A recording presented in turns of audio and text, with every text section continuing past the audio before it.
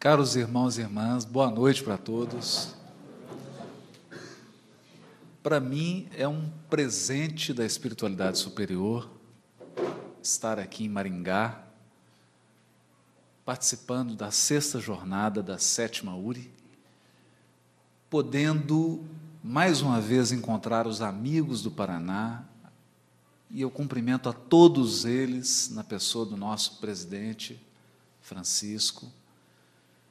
E o Paraná tem enchido o nosso coração de bênçãos, pelas amizades, pelas oportunidades de trabalho e pela fidelidade que essa instituição tem à doutrina espírita e ao Evangelho de Jesus, oferecendo uma seara enorme para todos que queiram trabalhar. Conta Humberto de Campos que certa vez Simão Pedro estava angustiado na casa do caminho em Jerusalém. Ao final do dia, de um dia intenso de fadiga, de trabalho, de assistência aos necessitados, naquela instituição que era a primeira instituição de benemerência social no mundo, movida pelo ensinamento, pelas lições deixadas em pessoa pelo próprio Cristo, Simão sentia o peso enorme da responsabilidade. Sentia o peso que todo trabalhador dedicado sente quando depara com uma obra, com uma tarefa muito maior do que as suas forças. Ele então entra em prece e começa fervorosamente a pedir orientação a Jesus. Orientação, ele precisava de orientação. Era um trabalhador. A orientação que ele pedia era para o trabalho, era para a causa. Em meio a lágrimas na sua prece, eis que ele levanta a cabeça e está diante dele a figura inesquecível do Mestre. Jesus, de frente para Simão, começa a orientá-lo ponto a ponto em cada uma das suas dificuldades. Ele sente um conforto espiritual, uma paz imensa, uma confiança absoluta no futuro. Sente que as energias voltam ao seu coração de trabalhador dedicado, mas Jesus reserva o essencial do encontro para as suas últimas palavras. Antes de se despedir, Jesus diz para Simão Pedro: Simão, toda vez que você quiser se aconselhar comigo, toda vez que você desejar a minha presença, a presença da minha palavra, recorde-se, Simão, que eu estou nos evangelhos, que a minha palavra está nos evangelhos.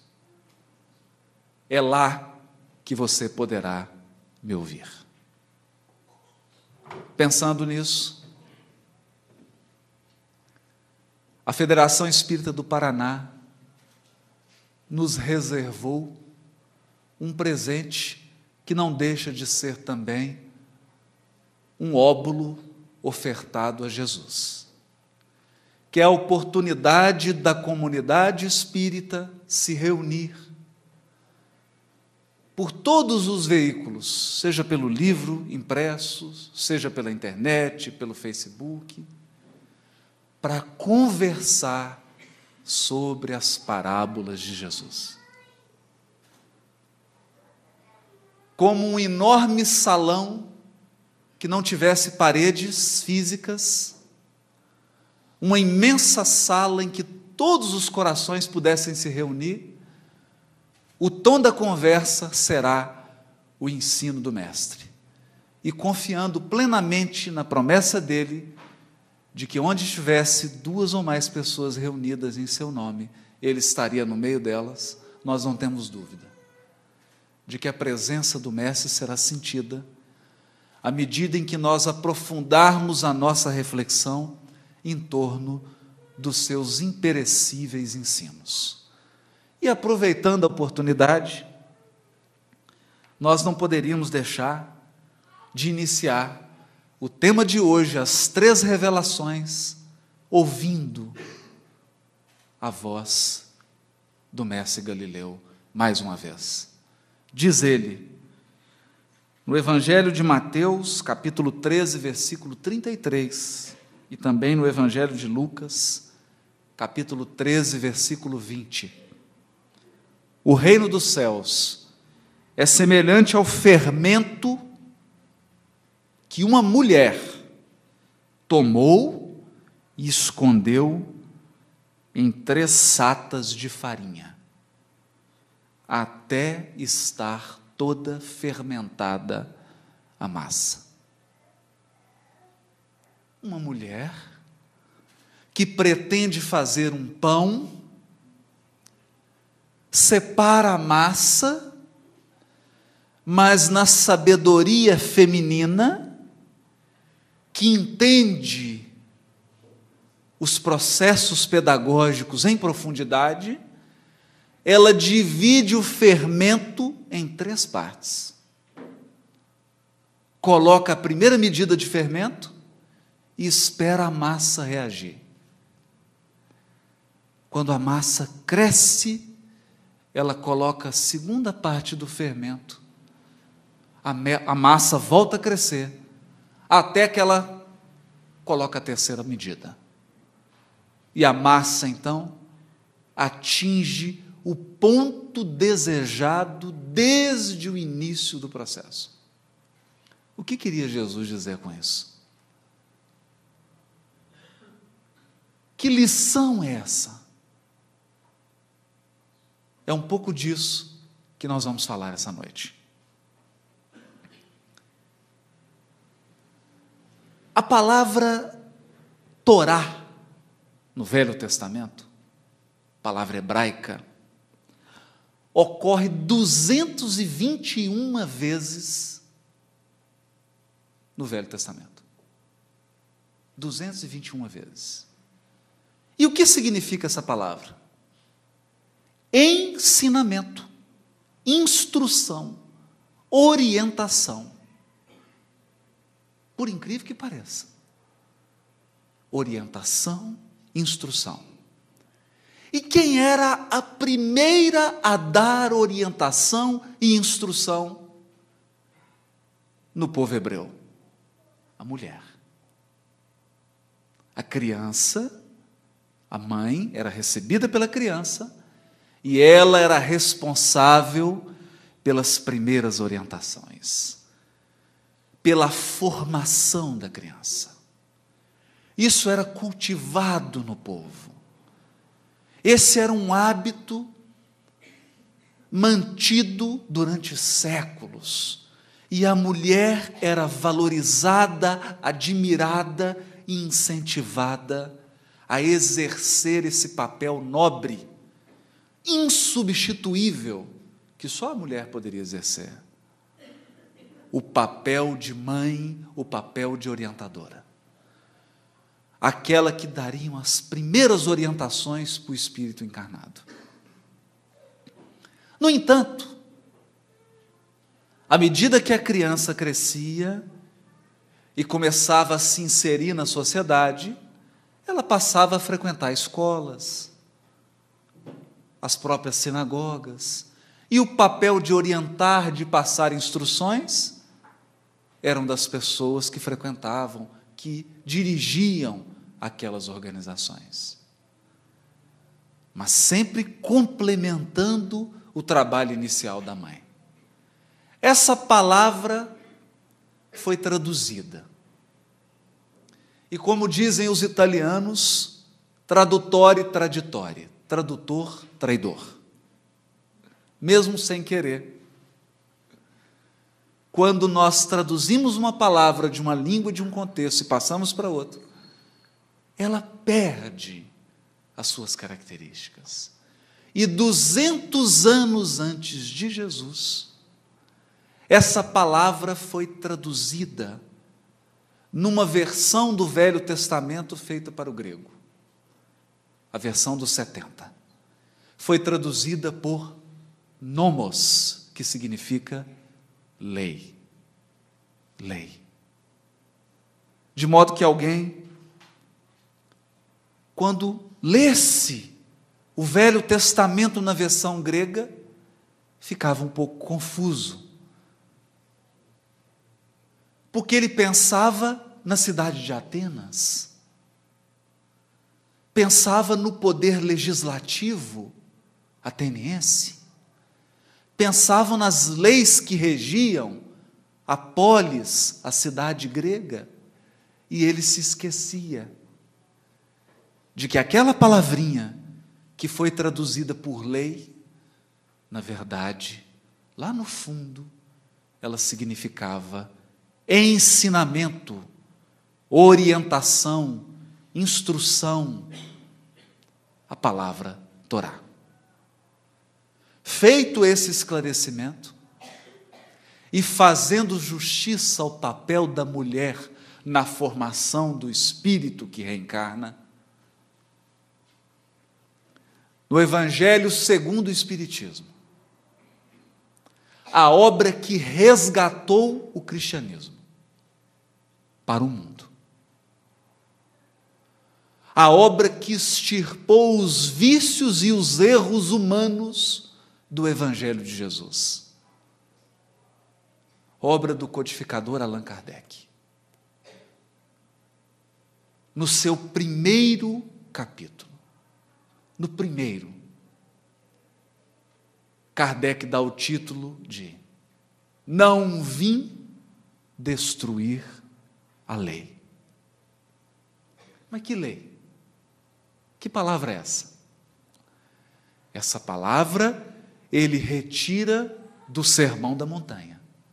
Quando Jesus diz para a comunidade que ouvia: eu não vim destruir a Torá, eu vim preenchê-la, complementá-la, cumpri-la.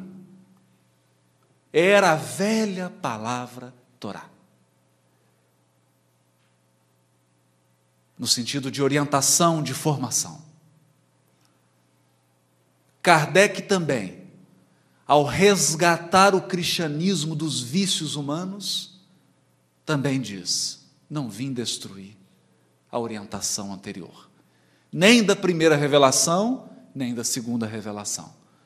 Nosso trabalho é trabalho de construção, de complementação.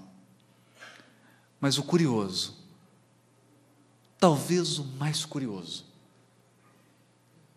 desse capítulo, é a primeira mensagem mediúnica que Kardec coloca no Evangelho segundo o Espiritismo. Porque todos sabemos que o Evangelho segundo o Espiritismo, Kardec seleciona mensagens de Jesus, palavras de Jesus. Ele faz um comentário e depois dá a palavra aos espíritos. Deixa que a espiritualidade superior comente o próprio Evangelho. E quem é o primeiro a tomar o microfone nessa obra magnífica? Alguém que assina simplesmente: um espírito israelita. Um espírito israelita é o primeiro a fazer um comentário no Evangelho segundo o Espiritismo. Qual o título da mensagem dele? A Nova Era. A Nova Era. E nós selecionamos alguns trechos dessa sensacional mensagem. Ele diz assim: Deus é único, e Moisés é o Espírito que ele enviou em missão para torná-lo conhecido, não só dos hebreus, como também dos povos pagãos. Olha, Deus é um só. Moisés é um missionário. O povo hebreu foi o instrumento de que Deus se serviu para se revelar por Moisés e pelos profetas. E as vicissitudes por que passou esse povo destinavam-se a impressionar os olhos dos homens e a fazer a cair o véu que lhes ocultava a divindade. Como assim? O Criador, através dos espíritos superiores, ensinava a humanidade através das dificuldades que o povo hebreu passou? Sim. Então nós não temos aqui uma lição que é puramente de boca? Não. Não. As vicissitudes por que passou esse povo constituem lição. Esse Espírito vai dizer mais.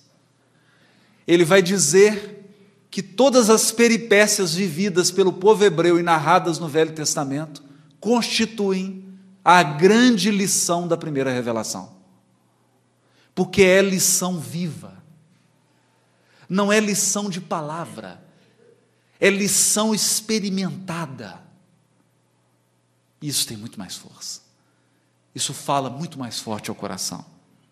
Mas ele diz mais, ele diz assim: os mandamentos de Deus, dados por intermédio de Moisés, contêm o germe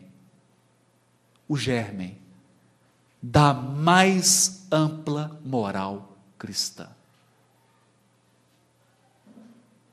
É como se no Velho Testamento estivessem as sementes do Evangelho, os germens que aguardavam o tempo para poder desabrochar. E ele vai explicar. A moral ensinada por Moisés era apropriada ao estado de adiantamento em que se encontravam os povos que ela propunha regenerar. Uma moral, um ensinamento adequado à evolução da humanidade naquele ponto. A inteligência deles, notável do ponto de vista da matéria e mesmo das artes e das ciências, era muito atrasada em moralidade. E não se teriam convertido sob o império de uma religião inteiramente espiritual. O que é isso? É a mulher que pega a primeira medida de fermento e coloca na massa. A primeira revelação é, na verdade, a primeira ação de um coração amoroso, simbolizado por essa mulher do Evangelho. É o mestre que, na sua misericórdia infinita, sabendo que lidava ainda com uma humanidade grosseira, atrasada do ponto de vista moral, avançada socialmente, intelectualmente e artisticamente, mas atrasada do ponto de vista espiritual. Essa humanidade não suportaria uma carga direta de todo o fermento. Essa massa precisava crescer de forma progressiva, com cuidado. Afinal de contas, Jesus lidava com corações, não com pedras. Ele educava almas. E para educar almas, é preciso ter cuidado. É preciso ter senso de proporções. E o trabalho prossegue. Esse Espírito vai dizer: o Cristo foi o iniciador da moral mais pura, da mais sublime, a moral evangélico-cristã. Moral. Que há de renovar o mundo, aproximar os homens e torná-los irmãos. São chegados os tempos, isso ele dizia em 1860. São chegados os tempos em que as ideias morais hão de desenvolver-se, para que se realizem os progressos que estão nos desígnios de Deus. Moisés abriu o caminho, Jesus continuou a obra, o Espiritismo a concluirá. E assim termina o Espírito israelita. Moisés abriu o caminho, Jesus continuou a obra, o Espiritismo a concluirá. As 3 medidas de fermento. A primeira, Moisés. A segunda, Jesus. E a terceira, a doutrina dos Espíritos. Agora sim, a massa está pronta para esse pão, para esse banquete espiritual. Hoje, a humanidade está preparada para um ensino direto, para um ensino de cunho moral, sem metáforas, sem simbolismos, direto, palavra clara. As informações da espiritualidade superior disponibilizadas para todos os corações, porque agora os espíritos não falam mais com crianças, nem com adolescentes, fala com uma humanidade madura, amadurecida, sensível às questões de espiritualidade e de moralidade. E é essa a função da doutrina espírita. É essa a grande missão da doutrina espírita.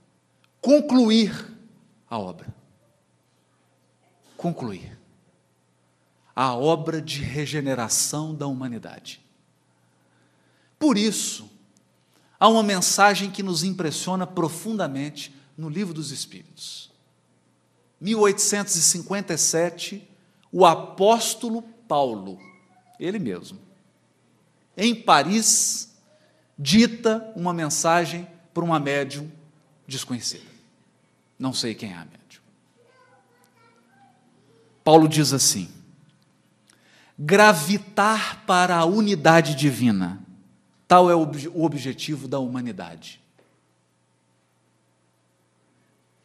Para atingi-lo, para atingir esse objetivo, que é gravitar em torno do próprio Criador, são necessárias 3 coisas. 3. Paulo gosta disso. Na carta aos Coríntios, ele diria também, da fé, da esperança e da caridade. 3. Ele gosta dessa estrutura. Mas aqui ele vai dizer diferente. 3 coisas são necessárias para atingir o objetivo que o Cristo colocou para a humanidade, que é gravitar em torno de Deus. A justiça, o amor e a ciência. Por que 3? Justiça, amor e verdade. Nós não estamos de novo falando das 3 medidas de fermento? Das 3 revelações? Primeira, revelação de justiça. Segunda, revelação do amor. Terceira, a revelação da verdade. A doutrina espírita. É também um ângulo que nós podemos analisar essa passagem. Mas tem uma outra forma de ver isso, que nós gostaríamos de chamar a atenção. No mundo antigo, 3 nações receberam a responsabilidade. Está no caminho da luz. Uma nação responsável por ensinar a justiça e o direito para os homens. Outra nação responsável por treinar os homens na sabedoria. Para treinar os homens a darem os primeiros passos no aperfeiçoamento da inteligência. E uma nação responsável por educar o coração. Coração. Quais? Roma, Grécia e o povo hebreu. Roma, Grécia e o povo hebreu. Se nós voltarmos à história, vamos entender que na época de Paulo, a justiça era uma deusa em Roma. E até hoje, nos nossos tribunais, nos nossos fóruns, tem a imagem da justiça, da deusa justiça, de olhos vendados, não porque ela é cega, que ela enxerga de olhos fechados, mas porque ela não pode privilegiar ninguém, por isso que ela está vendada. E Roma sempre chamou para si a missão de espalhar o direito, a justiça e a organização social para o mundo. Era a paz romana. O único equívoco de Roma é que ela endeusou um homem, o imperador romano, e transformou a admiração a esse homem num culto religioso. O imperador foi erguido à condição de Deus e as pessoas tinham que cultuar o imperador romano. Essa era a religião que mais crescia na época de Jesus, o culto ao imperador. E ai de quem não cultuasse o imperador. De outro lado, a Grécia, a velha Grécia, com seus sábios, com as suas escolas de filosofia, com as suas indagações, o berço da cultura humana, o berço do raciocínio humano. E no centro dessas duas nações, o povo hebreu, encarregado de educar o sentimento. O sentimento. Por isso que o Espírito diz no Evangelho segundo o Espiritismo, que em Moisés estão os germens da moral cristã. Porque moral é assunto de coração. Moral é assunto da alma, do proceder. E não há proceder correto se o coração não está envolvido. De modo que a grande lição do povo hebreu foi, primeiro, de educar-se, através das suas vicissitudes, através das dificuldades, dos desafios que esse povo passou. Ele aprendia aos poucos a lição da humildade, aprendia aos poucos a lição da confiança, da fé, aprendia aos poucos a lição da fraternidade, todas elas lições ligadas ao coração, ao aspecto moral. Mas não preciso dizer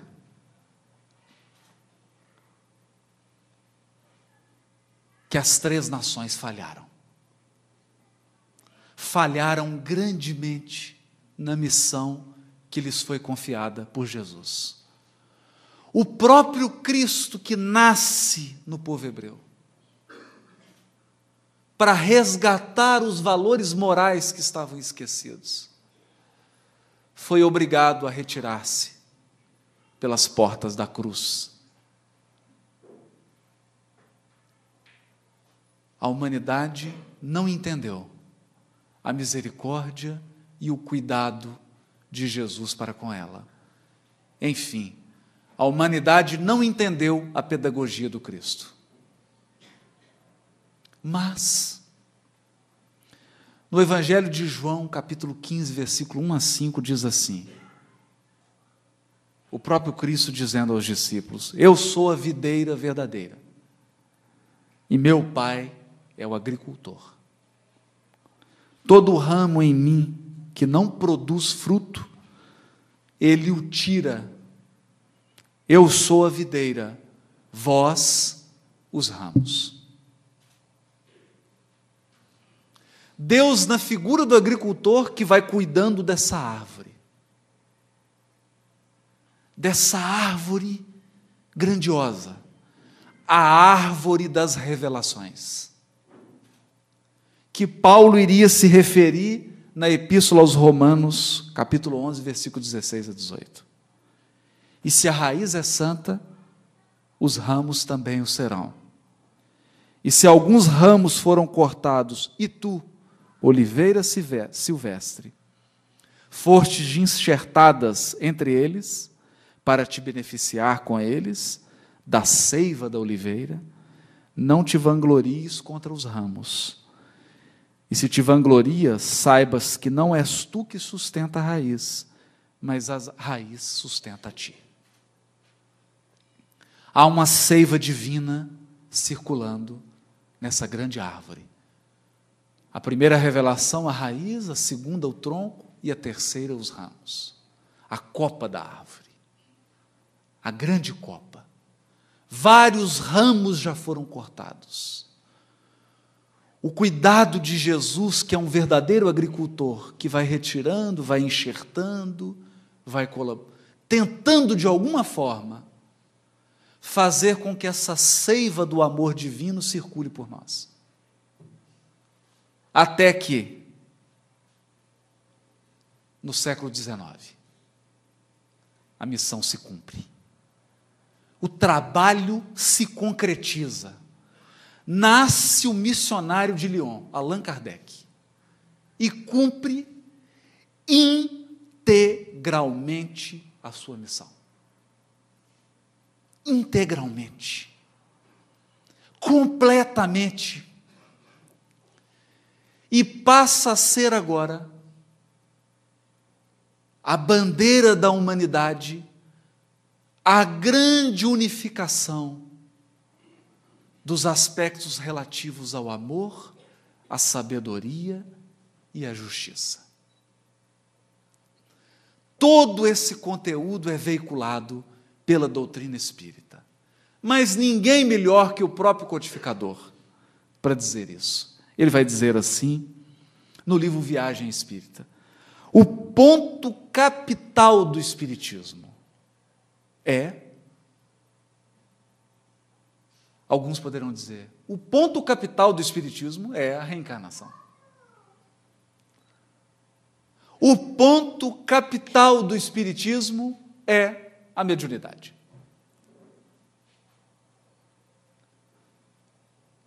O ponto capital do espiritismo é a evolução, a lei de evolução. Não.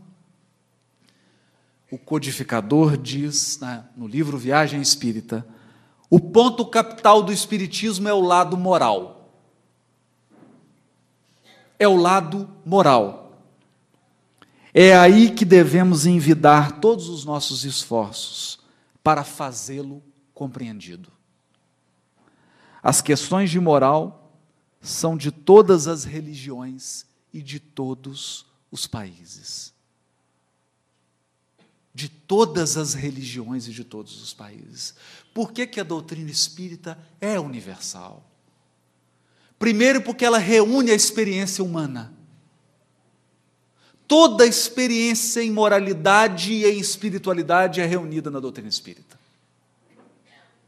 Sob o comando, sob a direção do governador espiritual do orbe, do Mestre Jesus. Ao reunir essa experiência, ela foca nos aspectos essenciais. A doutrina espírita se distancia das discussões dogmáticas. Ela se afasta das querelas teológicas e foca no homem renovado. Kardec irá dizer no Evangelho segundo o Espiritismo: reunimos nesta obra os artigos que podem compor, a bem dizer, um código de moral universal, sem distinção de culto. Esta obra é para uso de todos. Dela podem todos aurir os meios de conformar com a moral do Cristo o respectivo proceder. Então, enquanto Kardec escreve obras para o espírita, onde ele fala sem rodeios, onde ele fala sem símbolos, onde ele resgata a verdade da imortalidade da alma, da possibilidade de comunicação com os espíritos, da evolução espiritual, fala sem peias. Ele também dedica uma obra para a humanidade, para todos os cultos, para todas as religiões, para todos os países, que é o Evangelho segundo o Espiritismo, que ele vai chamar de código de moral universal, sem distinção de culto. Porque o objetivo dele, com essa obra, era que as pessoas adequassem a sua conduta à conduta do Cristo, conformassem o seu comportamento com os ensinos de Jesus. Que visão do codificador! Ele vai dizer ainda, no livro, o que é o Espiritismo, quando discute com um padre. Discute no sentido de dialogar, não no sentido pejorativo da palavra. Ele diz para o padre assim, que o Espiritismo repousa em princípios independentes das questões dogmáticas. Suas consequências morais são todas no sentido do cristianismo. Porque de todas as doutrinas, a cristã é a mais esclarecida e pura, razão pela qual, de todas as seitas religiosas do mundo, os cristãos são os mais aptos para compreendê-lo em sua verdadeira essência. Olha, os cristãos são capazes de ir nesse néctar da doutrina espírita, que é o conteúdo moral. E ele vai dizer assim, no Evangelho segundo o Espiritismo, o homem de bem, crente em seu futuro celeste, deseja encher de belas e nobres ações a sua existência. Aure na sua fé, na certeza da felicidade que o espera, a força necessária. E ainda aí se operam milagres da caridade, de devotamento e de abnegação.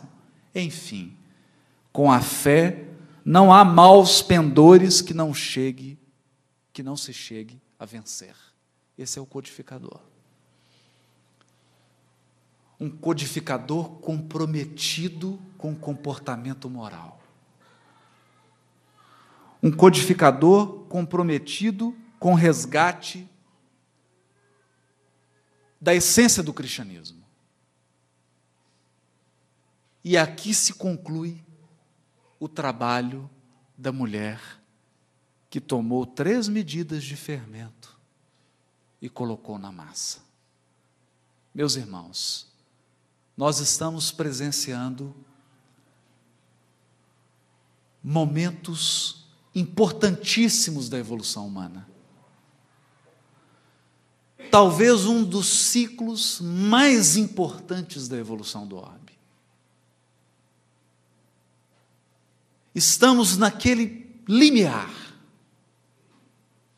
em que a Terra começa a se afastar da sua condição de mundo de expiação e provas para mundo de regeneração. Um mundo em que o bem predomina. Um mundo em que a bondade é regra.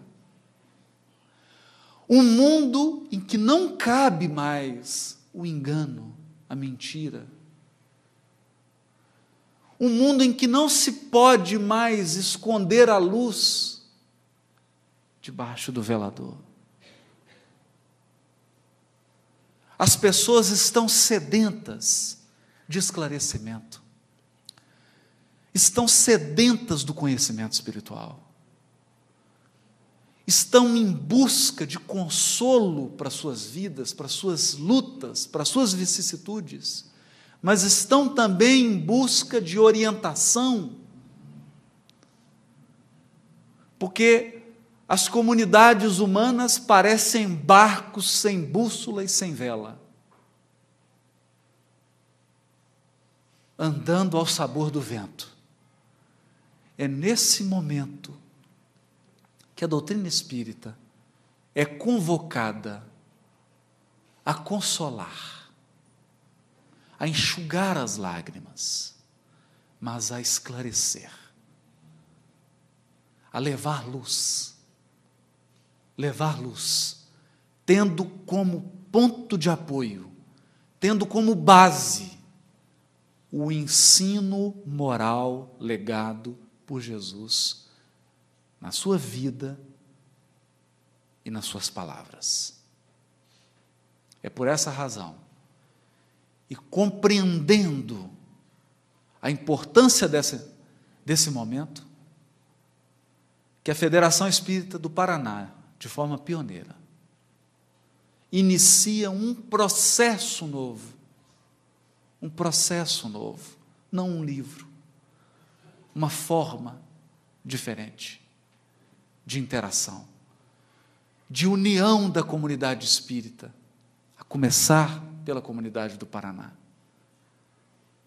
para que todos nós possamos refletir, meditar no ensino de Jesus, absorver com o coração essas lições e, mais ainda, expressá-las na nossa vida, na nossa conduta. É por isso que é bonito ouvir a palavra do Francisco quando disse aqui: nós somos irmãos. Somos irmãos. Estamos aqui dando as mãos para juntos, entendendo que somente juntos, que somente de forma coletiva, que somente compartilhando, nós vamos dar a nossa contribuição decisiva para esse momento em que a Terra vive. E se depender da boa vontade dessa federativa, da comunidade espírita do Paraná, de todos nós, o mundo de regeneração está chegando. Está chegando. Me recordo aqui de uma passagem linda em que Chico Xavier foi chamado a participar da comemoração de aniversário de um grupo espírita perto de Barretos, no estado de São Paulo. E ele pediu, então, que não espalhasse muito a notícia, para não causar tumulto, né? E os espíritas são muito discretos, eles não espalham as notícias, né? Alguém só comentou para alguém que comentou para alguém, né? Que é o que nós estamos querendo agora, da parábola. Todo mundo pode comentar à vontade, né, Márcio? Sobre o livro, pode fazer comentário à vontade, espalhar. Mas quando ele chegou lá, tinha milhares de pessoas naquela cidadezinha pequenininha no grupo. Polícia controlando o trânsito, a entrada. E quando ele sentou, o grupo lotado, pessoas na janela, na rua, e ele falou assim: eu sei por que essa casa está cheia de pessoas. Por que está todo mundo aqui reunido? Porque nós todos estamos com a saudade imensa de Jesus. E é por isso que hoje essa casa também está cheia. Saudade de Jesus. E como disse ele para Simão Pedro, que toda vez que nós desejássemos conversar com ele, que fôssemos ao seu Evangelho, e é o convite que eu faço a todos. Vamos mergulhar na obra e no ensino do Mestre, à luz da abençoada doutrina espírita, que resgatou o Evangelho dos erros humanos. Boa noite, muito obrigado.